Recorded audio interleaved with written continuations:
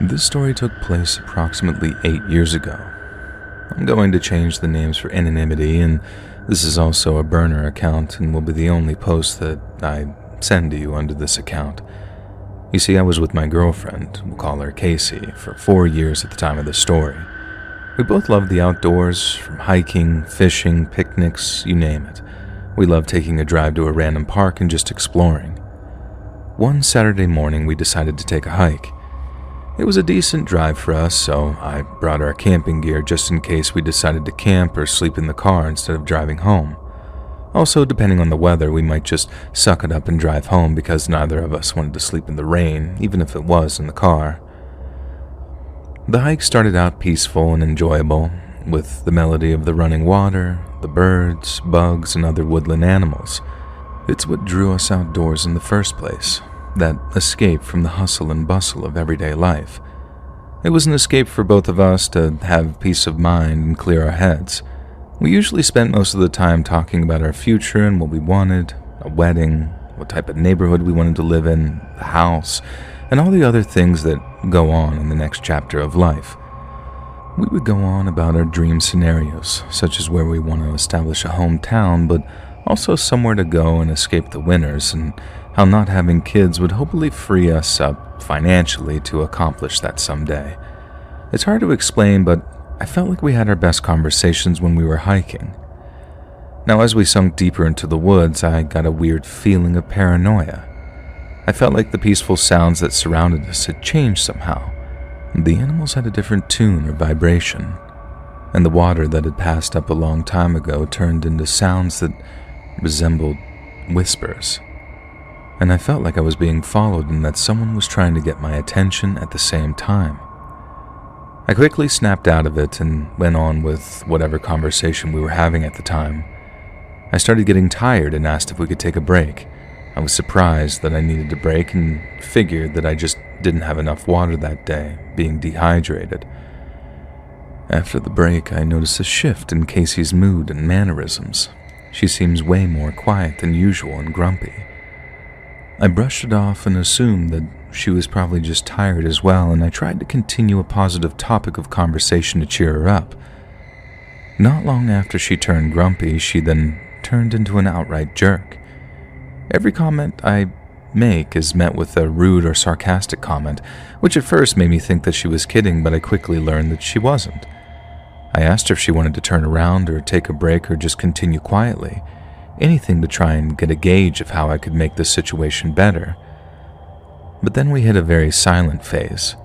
She wouldn't communicate with me at all. I started trying to recall if I did or said anything that would have made her upset, but I honestly couldn't think of anything.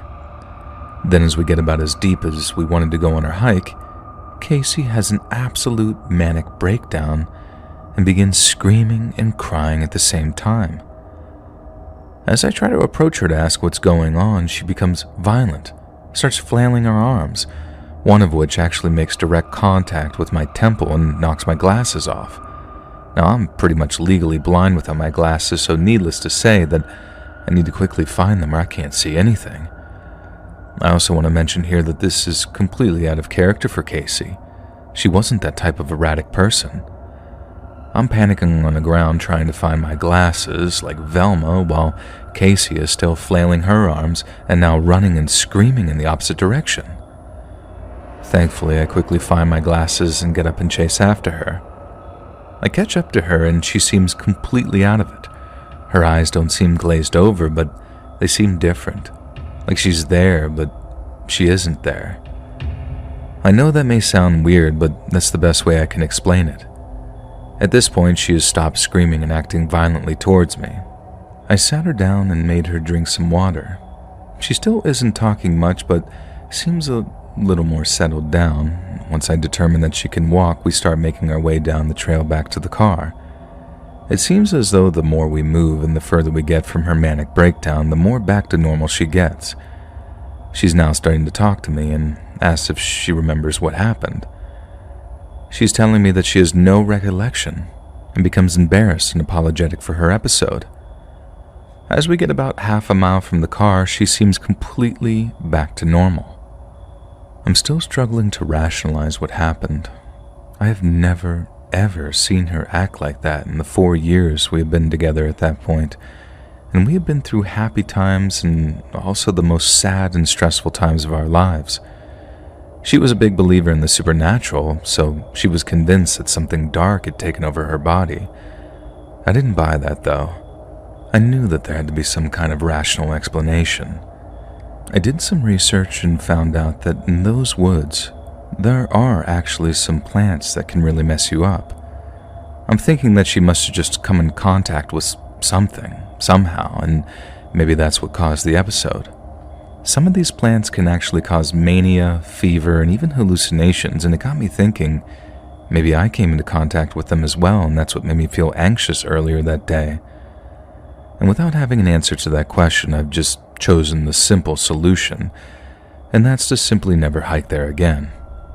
Has anyone else ever experienced something similar? And would you mind sharing your thoughts if you have?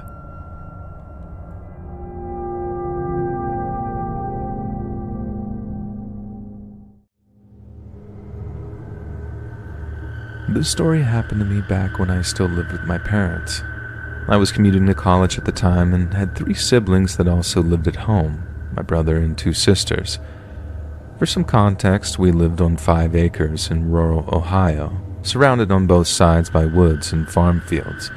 Additionally, during the week, my dad normally left for work at 2 a.m., so I had always felt like it was my job to be the man of the house because he was gone during the times when you would imagine something sketchy happening. However, on this night, because it was the weekend, my dad was home. I woke up to the sound of my brother's voice trying to get my attention. We had separate rooms upstairs, and coming out of our rooms, you could look down over the banister and see our front door. When I woke up, it took a few moments to get out of the haze and realize what was going on. I looked at the clock and it was around 2:30 a.m. and my brother told me that there were 2 men at our front door. Of course, now this was a real wake-up call. We quietly walk out of my room and peek over to look down at the front door. When we looked, there was no one at the door, but I noticed my parents off to the side at a view of the glass on the front door, and I whispered down to my father and he told me that there were 2 men who had been talking to each other and knocking on the door. Hearing my dad say this freaked me out even more. I went back into my room and grabbed my pistol, quickly shuffling down the stairs after looking to make sure that they weren't at the door. If they had been, they would have easily seen me coming down the stairs as it's in the direct view of the door. My brother is right behind me as we head over to where my parents are, whispering to try and find out what's going on. My parents had woken up to our dog barking and come out to see these 2 men knocking loudly at the door. At this point, we see the men return and they begin knocking again, despite the fact that no one had come to the door and our dog is still actively barking. The fact that they were there at this time in a location where houses are very spread out, hundreds of yards, and still knocking while the dog was barking made the situation even more terrifying. After a couple of minutes, the men walk away and we all shuffle across the kitchen into the family room to peek out the windows into our driveway, which is lit up by our outside light. There was a black Cadillac sitting there, but no one was inside from what we could see.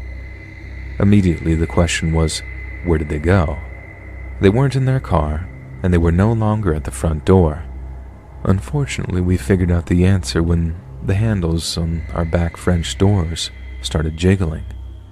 They were actively trying to enter the back of our house, which enters the kitchen.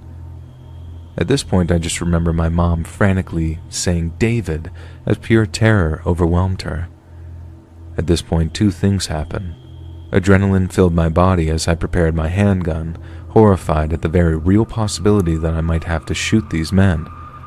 Secondly, my dad finally grabbed the phone, called the police, and calmly told them what was happening. Thankfully, after a minute of the jiggling, they stopped at the back door and disappeared again, only to return to their knocking at the front. However, at this point, several minutes had gone by and suddenly we saw the local police fly up in multiple cruisers with their lights on.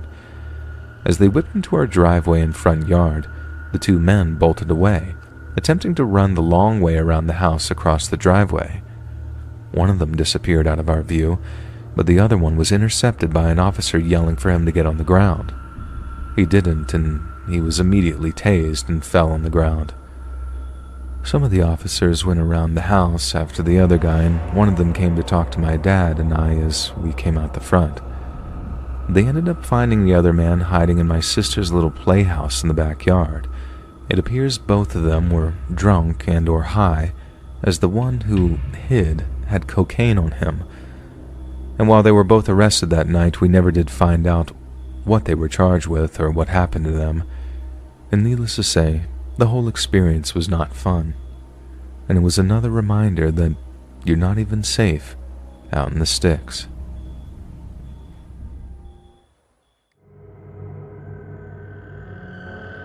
The day I met her. The warm summer afternoon was perfect for enjoying an ice cream cone, precisely what Bailey and I were doing. We were sitting on a bench in the park, enjoying the cool breeze and the delightful taste of our treats. As we chatted, Bailey asked me about my dreams and aspirations. I replied that I hadn't thought about it yet. She seemed surprised and prodded me further, but I couldn't think of anything I was particularly passionate about. Eventually, I turned the question back on her and asked about her dreams. With a dreamy smile, Bailey revealed she wanted to go to Hollywood. I couldn't help but tease her a bit, telling her that I didn't think acting was her thing. But she quickly corrected me, saying she wanted to be a stunt woman. The thought of her performing daring feats in front of the camera made me feel excited and a little nervous, and I couldn't help but chuckle. Bailey and I have been inseparable since our first year in middle school. Now, as we enter high school, I can't help but notice how focused and determined she is about everything. Her unwavering seriousness about schoolwork and her future aspirations makes it seem we're on the cusp of graduation, even though we're only freshmen. Despite her unawareness, I've harbored a crush on her for quite some time now. Something about her is intriguing and captivating, and I can't help but want to know her better. Unfortunately, it seems that I'm not the only one who's curious about Bailey. Due to her short height, people are always making fun of her and underestimating her abilities, but she never lets it get to her. Her upbeat and optimistic personality helps her push through the tough times. It's hard for her to understand the things happening around her, but she's always eager to learn and grow. When she mentioned Hollywood, it reminded me of our first meeting. She said something similar back then, too. As the summer vacation ended, I was terrified about starting school in a new place. Despite my reluctance, my mother dropped me off outside the school building. Having transferred schools several times before due to my mom's work, I expected a similar experience, but this new school looked different. It appeared old and small, unlike the larger and more modern schools I had attended previously. Throughout the day, I felt disinterested and bored with the lessons and the students in my class. As the day ended, I decided to walk back home, hoping to discover something new and exciting in the area. Even though my mother had given me bus fare, I chose to walk instead, not wanting to deal with the crowds on the bus. I was confident in navigating my way home, so I set out on foot. As I wandered near the school, my stomach grumbled, and I decided to grab a hot dog from a street vendor. As I savored the warm and juicy snack, I strolled by an alleyway. My ears perked up at some curious sounds. I couldn't quite discern what was happening, but my curiosity was piqued, and I felt a sense of intrigue. I stopped at the end of the street and peered into the alley. My eyes landed on 4 boys who appeared to be around my age, but they looked taller and more menacing. There was a small girl around 4 feet tall whom they were cornering. Her eyes were filled with tears, and she looked like a mess. Those kids probably beat her for some reason. "What are you even doing in our class? You should go back to the kindergarten," one of the boys said, sneering as he flicked her forehead, causing her to wince and put both hands over the area she was flicked. The other boys snickered in agreement, enjoying the cruel joke they had just made. The girl's eyes filled with tears as she looked at them, feeling humiliated and hurt by their words. "You guys are jerks," she replied, her voice trembling, making them flinch. "What did you just say, you peanut?" The boy who had just flicked her growled and smacked her on the shoulders. Were they seriously ganging up on a small girl? I couldn't stand and watch, so I decided to butt in. "Hey, what do you think you're doing?" I asked as I approached them. Their attention shifted to me as I pushed the kid away from her and stood between them as her shield. "Isn't this the new kid?" The guy asked his friends, and they nodded in unison. He then gave a cocky smile, saying, "I guess we need to set him straight too." I looked at him, confused, but then I felt a punch in my gut, followed by another punch in my left eye. The girl tried to stand up for me but was pushed, causing her to fall and bruise her knees. Soon after, I was getting beaten by his bunch. I did try to fight back, but it was of no use. They would have gone on longer but fled when a man saw them and threatened to call the police. "Can you stand?" I lifted up my gaze and glanced at the hand in front of my face. My eyes trailed to the girl who seemed a mess, but still seemed calm as she offered to help. Without much hesitation, I grabbed her hand and stood up. I asked her if she was okay, and she nodded. "Thanks for helping me. I'll repay you once I make it to Hollywood." She beamed a smile at me, making my heart give a loud thump. Despite being roughed up by some jerks, I felt a sense of serenity around her. Something about her made me feel at ease, even after the chaos that had just occurred. Curious, she asked me where I lived, and to our surprise, we realized that we were neighbors. We began walking home together that day, chatting along the way. I didn't talk much, but I listened intently to everything she had to say. It was then that I started to feel like attending the school wouldn't be so bad after all. However, when I got home, my mom was furious with me for getting into a fight on my first day. She made sure to complain to the school about the incident, and as a result, the kids who attacked me were suspended. Despite the consequences, I'm glad I stopped that day and met her. "Hey, do you want to head to McDonald's, my future stunt woman?" Bailey's eyes lit up as I asked her this. She nodded vigorously as she got up from the park bench. I couldn't help but laugh at her eagerness as I followed her.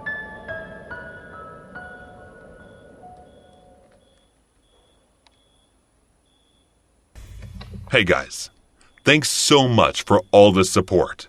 If you haven't subscribed to the channel yet, please feel free to do so.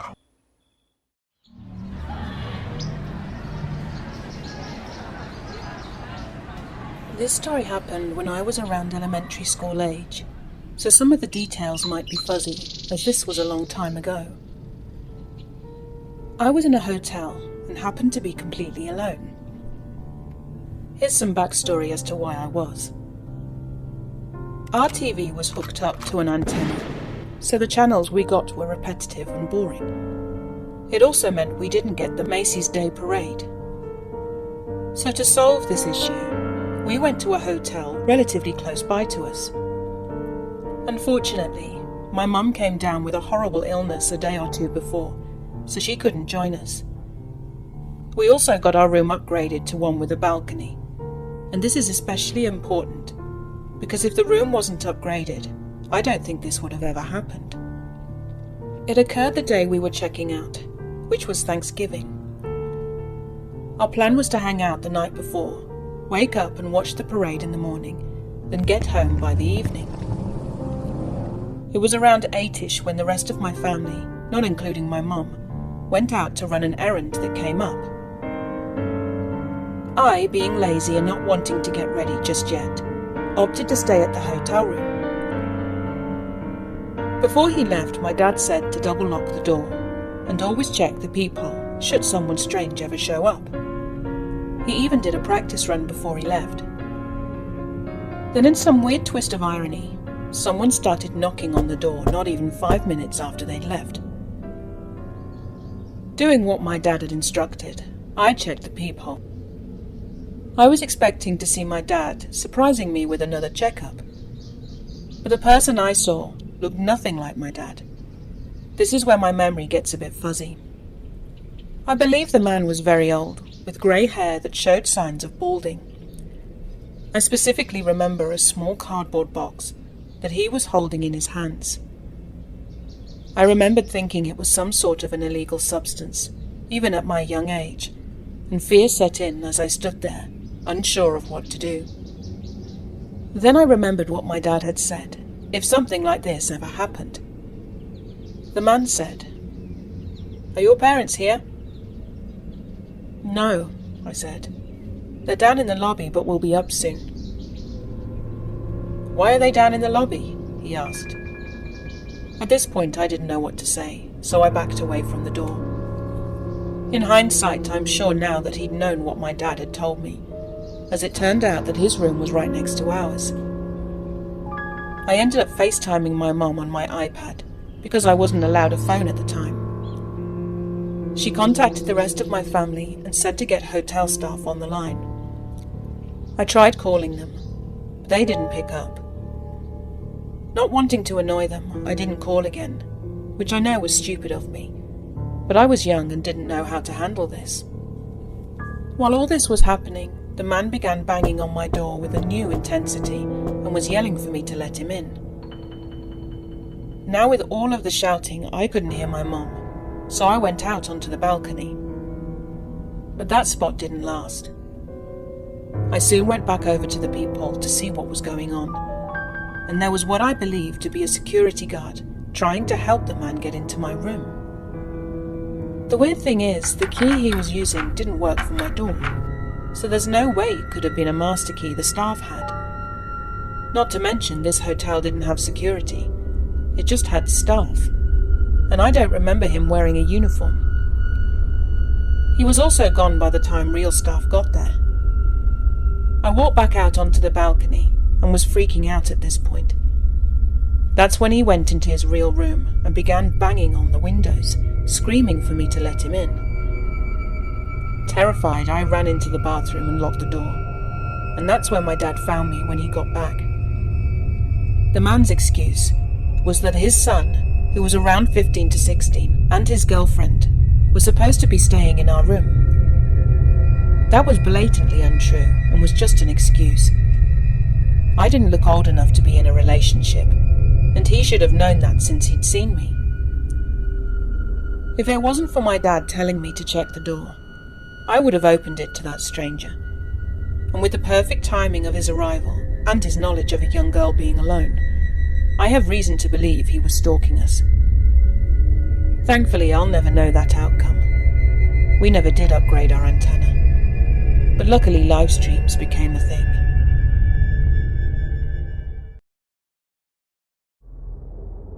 Any of you given that Bumble app a go? I know it seems massively counterintuitive to download an app which requires the girl to make the first move when they're notoriously not the ones to make the first move, but I can assure you, it's definitely worth it. But at the same time, I think the single worst thing that happened to me in 2020 took place just as a result of a Bumble date. So, it all started when I matched with a Welsh girl named Lima. After a day or two of talking, we agreed to meet at a little cafe for a few coffees. We hit it off talking about this and that, and before you know it, we're chatting like we'd known each other for years. 1 hour turned to 2, 2 to 3, and still neither of us was ready to call time on the date. Neither of us drank alcohol that evening, her for religious reasons, me because I'm something of a fitness freak. But while she was drinking mocktails, I was on the coffee and I was on it big time. There came a point where I needed a wee so badly that I was practically doing the entire river dance routine waiting for the one-person toilet to become available. This happens every half an hour without fail almost all night. I have to interrupt her, apologize, and leg it off to the little bathroom to relieve myself. I felt like an absolute idiot having to nip off to the lab so often, but every time I emerged, she'd look up and smile, waving away my apologies with some light mockery of how I have the bladder of a 4-year-old. But one time, I emerged from the toilets to see that she's no longer sitting alone, and that someone is sitting in my seat. At first, I thought she just bumped into a guy she knew. She certainly looked quite comfortable talking to him, but it turned out to be the complete opposite. I walked up behind him, playfully put my hands on his shoulders and say, "I think you might be in my seat there, mate." It wasn't confrontational or aggressive, just pure banter. I expected the guy to jump up, maybe warmly apologize, maybe give a little introduction, something like that. But he didn't. He looked back at me with this look on his face that said, "Get your effing hands off of me." And as he's staring up at me, Lima shoots me this look as if to say, "Help." Only then am I like, "Wait, do you two know each other?" Turns out this bloke had been sitting alone enjoying some food and wine and had been making eyes at Lima every so often. Then, when I'd gone off for a wee, he'd taken his opportunity, sat in my seat, and began to, as Lima put it, flirt so outrageously forward that I thought I was going to puke up my nojito. Now, I actually had to ask this guy to leave us alone before he got up and finally gave me my chair back, but not before he tried to stare me out. I had a few inches on him, that's in height, you oversized children, and I could tell he didn't put half the gym time in that I did, so it's not like I was in the least bit intimidated. It just seemed like he was trying really, really hard to be some comic book idea of what women want, and it was honestly a little bit pathetic. He looked completely and utterly harmless, like a chocolate pistol. He looks like he'd melt at the first sign of trouble. But as I found out later that night, looks can be dangerously deceiving. So, after the little confrontation at the table, Lima and I laugh it off, then carry on with our night. Now Lima can see over my shoulder and therefore also see the creepy guy, but all I can see in front of me is her and one of the cafe's walls, so I have to rely on her to let me know if the guy is still there. I honestly expected him to just leave after such a confrontation. Everyone in the cafe was watching. It was pretty mortifying, but he didn't. He stayed put and continued to make eyes at Lima, which, to her credit, she just ignored. But then when it came to me walking her home, he gets up and pays his bill too. Then yup, you guessed it. I look over my shoulder, and as we're passing through Chinatown, and guess who I see? Tiny Mr. Stare-Out, still keeping up the intimidation game by staring out from under his brow, obviously too drunk to realize he looked far more comical than scary. Don't get me wrong, I wasn't exactly scared at that point, but we were being followed. It made for something of a tense situation, but nothing I thought I couldn't handle.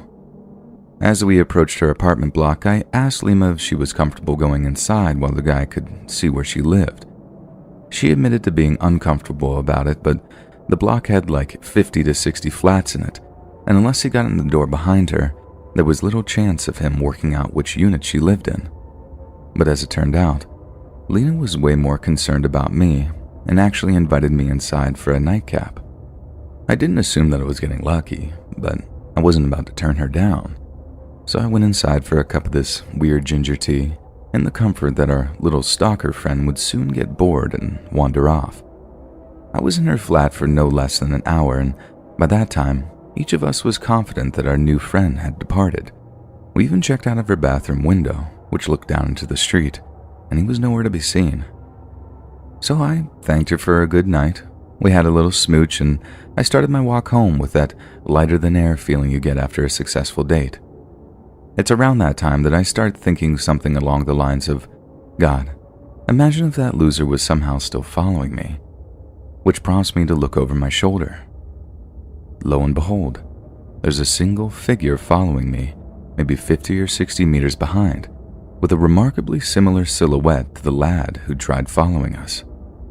I have to admit to being in a state of disbelief for a moment as I stopped and studied the figure as they approached. Then, after passing under a streetlight, I got a clear look at the person. It was him. "You gotta be screwing with me, mate," I said out loud, and immediately they stopped. I knew it was him, so him playing at being a statue didn't make a blind bit of difference. I just told him to keep his distance and there'd be no problems, then just carried on with the 20-minute walk back to my place. Every so often I'm checking over my shoulder and this lad is still behind me. Granted, he's some way away, but he's definitely following me, and the closer we get to my apartment, the more it becomes obvious that he's making a considerable effort to close the distance. Now, unlike Lima, the apartment I lived in was just one of two in this big old Edwardian. I have the top floors, while the other tenant had the ground floor and the basement, complete with his entrance. So, if this lad sees what door I go into, he's got my flat. He doesn't have to guess which one of the 60 I'm in. he knows where I live. Obviously, I'm not in the least bit comfortable with that, so I decide on a little show of force to deter my new follower. I turn around and just march right at him. Then, when I'm within about spitting distance, I gave him what for about being a creep and a loser, promising I'll kick his head in if he carries on following me. It seemed to have the desired effect as he started walking off in the complete opposite direction. It was really strange, but I carry on walking, checking over my shoulder one more time, and he's gone. Problem solved, right? Well, not quite. About a minute or two goes by and I reach the entrance to a fairly small park. My flat is literally just on the other side of it, so I'm in this blissful ignorance of thinking that not only had I scared the creepy guy off, but that I was so close to home that nothing could possibly hurt me now. I mean, I was on home base, right in my big old backyard. Besides, I'd had a great night. I had drinks with this gorgeous anesthesiologist, definitely securing myself a second date in the process, and I had myself a little tough guy moment with that absolute bam. Everything flashed bright for a second, and I felt my knees just buckling under me, almost as if though my brain had switched off power to them. I honestly don't know if I was knocked out for a second or two, but I do know that the next thing I can feel is this sharp, hot pain in the back left side of my head. I knew that I'd been hit by something, I just didn't know what or by who. I was so dazed that it didn't even occur to me that it could have been him. I honestly thought I was just being mugged or something, in which case it wouldn't have been my first rodeo. I'd been mugged at knife point in London back when I was a student, and I needed to just keep my mouth shut, hand over the valuables, and get away with nothing but damaged pride and a lump on my head. So, the only thing I do before trying to find my feet is to toss out my wallet and phone onto the concrete and just be like, just take it and F off. I heard someone wheeze a laugh, probably at how pathetic I looked, but when they spoke, I knew exactly who it was. I thought you were going to kick my head in. Now look at you. Whack. It kicked me so hard in the side of the head that I thought my orbital socket might be broken, and in between worrying that I'd end up losing my eye if they kicked me again, it dawned on me the little tow rag who'd been following me had somehow found a way to cut me off and ambush me, and it became quite obvious that I was in much, much more trouble than I'd first anticipated. The phone and wallet weren't going to cut it. I needed to get on my feet, and fast. It didn't matter that I was taller and stronger, maybe even faster than this guy. He had the upper hand, and let me tell you, that was not a nice feeling. The force of the kick set me off balance, but I tried to use the momentum to find my feet. If I was drunk, I'd have been utterly screwed, but since I was sober, I did actually manage to get both feet on the ground before trying to bring myself upright. But nope. Another kick hits me right in the corner of the mouth, and I was sent flying backwards again. This time, not only is my mouth filling up with blood, but I can feel the teeth on the left-hand side of my mouth grinding together where the kick had chipped a few of them. It sent my skin crawling as I spat the blood out. I put my hand out and felt something cold and metallic, a fence on which I was once again trying to pull myself up. But again, right as I was about to find my feet, the guy attacked. Only this time, he didn't strike me. He wrapped one arm around my neck and held something cold and sharp over my right eye. I'm not sure if it was a knife or a piece of glass or whatever, but I think that was the single most terrifying moment of my life, thinking, well, I'm going to be blind now, and hoping I'll be able to buck him off before he goes for my throat or something. Only he didn't cut me. Instead, he hissed something right into my ear. Let's just say brevity wasn't his strong suit, and I'd rather not type out the actual exchange, but it was as gloating, vicious, and vile as you can imagine, with plenty of references to the date I'd been on that evening. I didn't beg. I didn't cry. I just waited for whatever was going to happen. But thank God he must have seen sense or something. He made some comment about me only being alive the next day because he'd let me live. After that, he gave me one more good punch to the side of the face. Then all I heard was the sound of trainers hitting concrete as he legged it. I spent the next few minutes spitting out blood as I tried to find my phone. I think he'd either stamped on it or I'd maybe tossed it with a little too much force because the screen was smashed into bits. But again, a little bit of divine intervention meant it worked just enough for me to hammer out a 999 call, after which I dragged myself to the park's gates and sat there waiting for the ambulance to turn up. Aside from a bit of concussion, a lot of swelling, and some chipped teeth, I was pretty much all right.